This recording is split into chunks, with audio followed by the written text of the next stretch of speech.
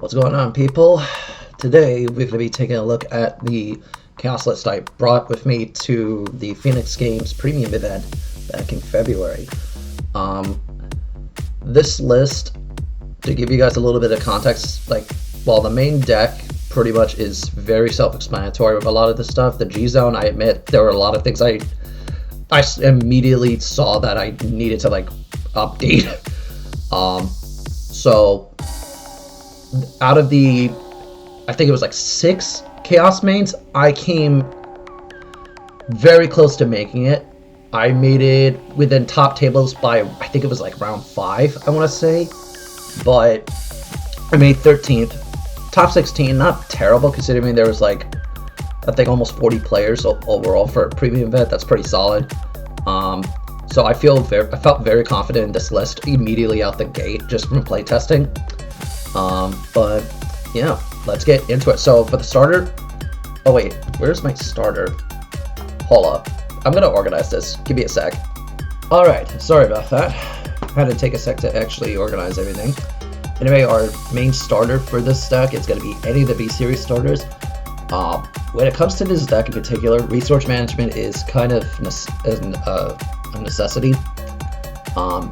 And also going second this card, just being able to get that extra card in hand so you can ditch it for guard fodder or whatever, very useful, definitely. We're also running 1 copy of Evolution Starvader Carbon. This is basically a grade 0 version of Colony Maker, except it doesn't counterblast and you just move it into Soul. Of course, the only thing about it is you're not running Colony Maker, but at the same time, I find that just being able to put this thing into Soul and then get my effects off that way is just way more convenient than anything else, really. And also defensively, if this is in worst case scenario, this is honestly just better, but yeah. Then for the trigger lineup, 4 draw PGs. I was testing it with Thorium a while back, which was the grade 1 that if you have another one of it in the drop zone, if your opponent has a certain amount of cards locked, you draw an extra card when you perfect guard. I prefer the consistency of the draw PGs more so than that, because you're not always guaranteed that that extra draw, and this just replaces it a lot better. So there's that. Up next, this is the only non-B series trigger we're running in the deck, and that is 4 copies of Paradigm Shift Dragon. Paradigm is pretty much can be a win condition in it itself, depending on how you have the board set up and how late into the game it is. Just being able to send any trigger back into the deck is a very useful and vital tool. Much like in the same way how Cursed-Eye Raven and Belial Owl is used in Luar decks, this is more or less the only mainstay non-B series trigger you'll realistically run in Chaos, if nothing else for that utility. Especially when you could set up your whole board to make it so that way, okay, I'm gonna lock, and then they have no choice but to start locking in the front row. And even if you don't get the lock at any point, even if the whole back row is locked, you could still send this back into the deck. And I find that utility very, very useful. Definitely going to be a future stapler for any Brant Gate / Link Joker deck in the future. And then lastly, we're running the crits as well as our heals. B-Series heals self-explanatory. Defensively, it's a lot better than the countercharge, soul charge heals from way back in late G. I just find it more useful. And then obviously the Strike Fighter crits from 2020. I've seen some lists run the move to soul draw 1 plus 10 to Vanguard, but I just found that I couldn't really run it in this deck, mostly because of the other key players in it. So that's going to do for the grade 0s. Next up, let's move on to the grade 1s. I'm going to actually start, let me grab it. I'm actually going to start with Craving Claw. This came out of the clan selection, and this is your best friend. This allows you to get your pieces. This allows you to get selective locking when it comes down to it. Craving Claw is your main way of searching out certain cards. Pretty much with a large majority of this deck being Starvader, you're never ever going to whiff, even if you like check like I've gotten close to whiffing, but I've never whiffed with this card just because. And this, he makes it so consistent. Like ideally on your first grade 1 turn, assuming you're going second, you want to ride him or have him like boosting, so that way even if you don't have him, like you just swing and it's like, oh shoot, I have to guard extra, otherwise he gets an additional search. And it's not one of those cards where once you search you have to like move it to soul or anything. You could just have it sit there. So if your opponent has no way of getting rid of it, like your opponent has to overcommit, and it'll come into play later on with some of the other cards we're running in this list. Up next, we're running 4 copies of Turmoil Starvader Zinc. Zinc is more or less your main resource management. Being able to soul charge and counter charge twice off of a single lock is like, even back in G, was so nasty. Probably one of the most vital tools in the deck, period. You're going to want to search for that off the Craving Claw. You want to be able to search this off of the Carbon. And just consistently like be able to. The main issue with this deck is that it uses up a lot of its soul. It uses up a lot of its counterblast, and this is able to provide for both. And lastly, for our grade 1 lineup, this is the only main like deck non-Starvader outside of triggers that we're running, and that is the Crunching the Leader Barrel. I hope I'm pronouncing that, and hope I'm not butchering its name. This is your Omega Locker, but it's not in the same way like Voltline does it. Basically, at the end of your opponent's turn, when they would unlock, they don't. So in certain matchups, they can get around it by either choosing the circle itself and returning it to hand, like in Bermuda's case, or straight up unlocking in the Messiah matchup, which is still beneficial to you under the right circumstances. And if they don't have some sort of removal for those locks are staying. And it's absolutely amazing, and I can't like stress enough how useful this is. This was partially the reason why some Chaos lists in general run Glendios. Spoiler alert, I'm not running Glendios at all, but this was the main reason why, because they could easily set up an ultimate break turn very easily with this card, and I think this is going to be a very good staple for the deck and for the foreseeable future. Now moving on to the grade 2s. For Zirconium. Yeah, so Zirconium is very useful, I want to say.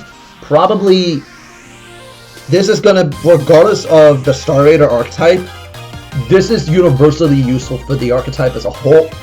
I've seen this in Chaos lists, and I've seen it, believe it or not, in a Glendios list, I believe, if I'm not mistaken. But, funny enough, there was like 8 Link Joker mains, 6 of them being Chaos, 1 of them playing Messiah, and I think the other one was playing Glendios.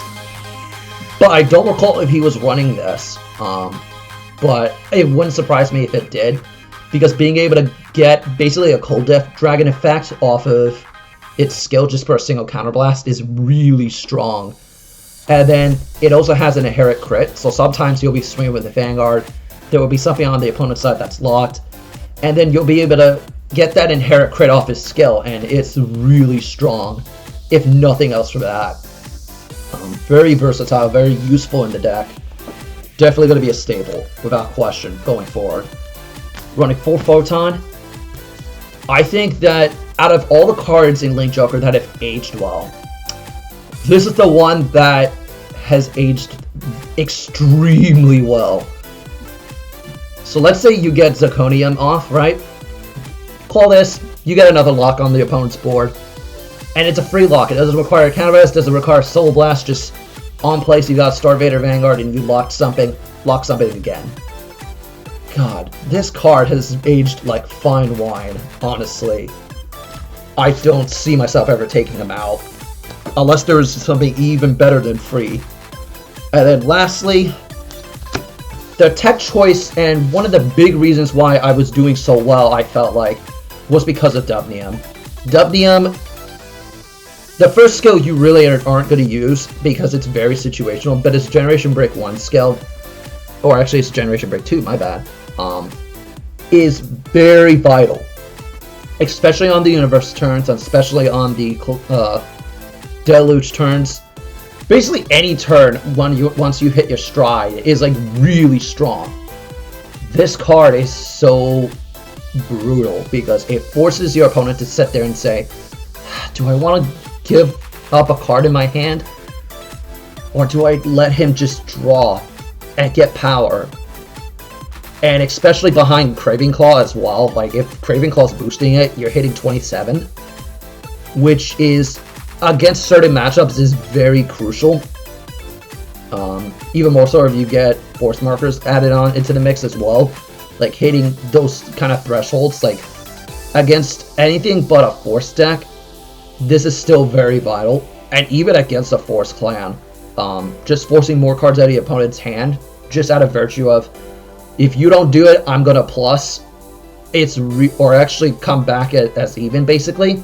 That's still very strong.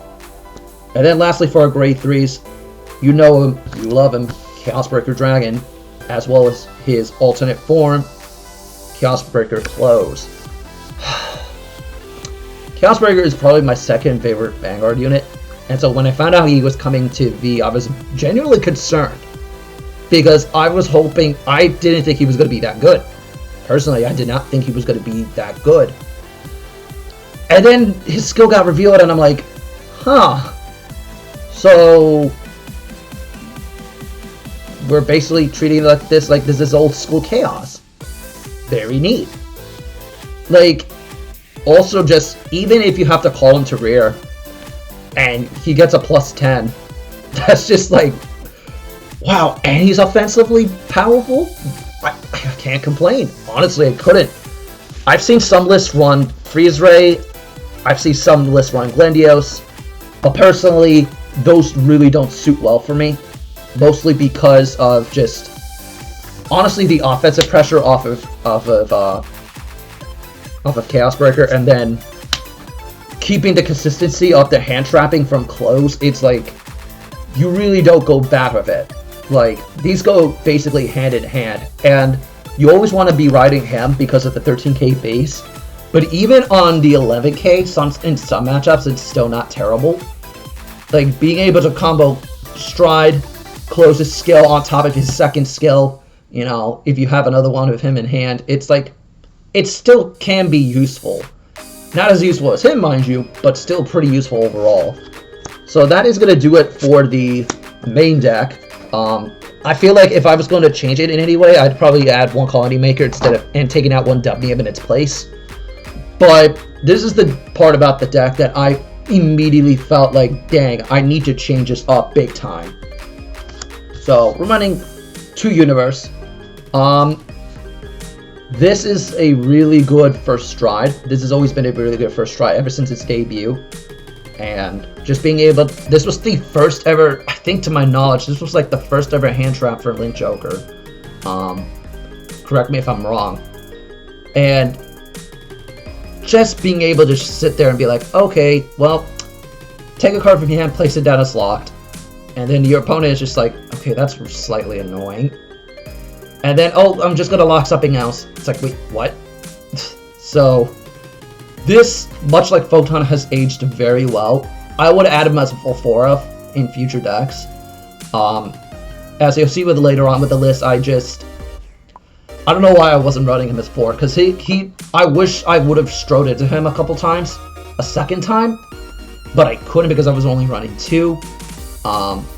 But yeah, so running 2 copies of Universe Althani. In the event that your opponent does not give you Counterblast for whatever godforsaken reason, this is an alternative good first stride. Because let's say your opponent for some odd reason doesn't have a board, either by you getting like locks on them or you just not hitting pieces to force the locks. like, being able to basically pot a greed and gain power off of a single skill is really strong. Like, this is a solid tech option that I would consider running very much, like, going into the future. And then, up next, running 2 Deluge. Any more than 2 Deluge, and I feel like the deck is extremely clunky. But Deluge is, in itself, a very strong card. It was one of the most controversial cards to come out of G, and for a very good reason. Like, Deluge just puts in so much work with the forcing 2 cards from hand and then dealing your opponent an extra damage. Like, you can't go wrong with this unless your name is Angel Feather, and even then, like, you have so many ways to, like, lock their entire board just out of virtue of just hand trapping, of doing other things, and it's just, you can't go wrong. Plus, this on top of discarding for the close and then activating close's skill from being discarded, 3 cards out of your opponent's hand already. And that's not without even including, like, any stride skills you pull off later on into the game. Like, wow. Man, our team was not existent.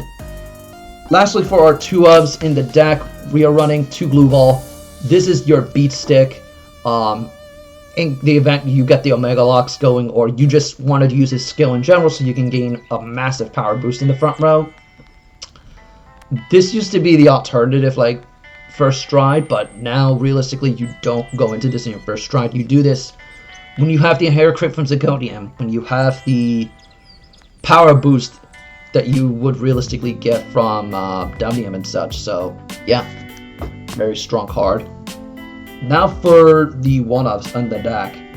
Running 1 copy of Blue by Avalanche. I feel like any more and you wouldn't be able to play this game very well with it.